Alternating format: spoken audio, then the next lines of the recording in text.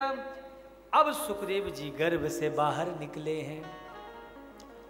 यम प्रव्रजंतमनुपेतमपेत कृत्यम द्वैपायनो विरह कातरया जुहावा पुत्रेति तन्मयतया तरवोभिनेदु तम सर्वभूत हृदयम मुनिमानितोष।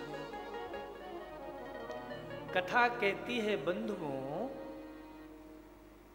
कि गर्भ से बाहर जब सुखदेव जी निकले तो ना माँ की ओर देखा, ना पिता को, ना परिवार को, ना कुटुंब को, सीधे वन को चले।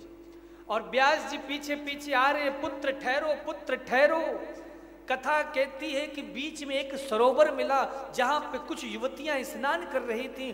सुखदेव जी निकल गए, कुछ उन युवतियों को फर्क नहीं पड़ा, लेकिन जब बाबा निकलने लगे तुरंत उन युवतियों ने वस्त्र धारण किया और कहा, बाबा माफ करना, हमने आपको देखा नहीं। व्यास जी बोले, अरे अभी मेरा युवान पुत्र तुम लोगों के सन्मुख से होके गुजरा, तुम वैसे ही स्नान करती रही और मैं तुम्हारे बाबा की उम्र का हूं, मुझसे तुम्हें लाज आ रही है?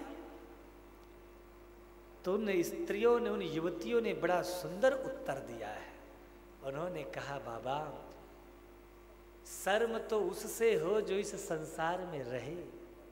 आपका जो पुत्र है ये कोई साधारण बालक नहीं है, जिसको यह भी ना पता हो कि स्त्री और पुरुष में क्या भेद है।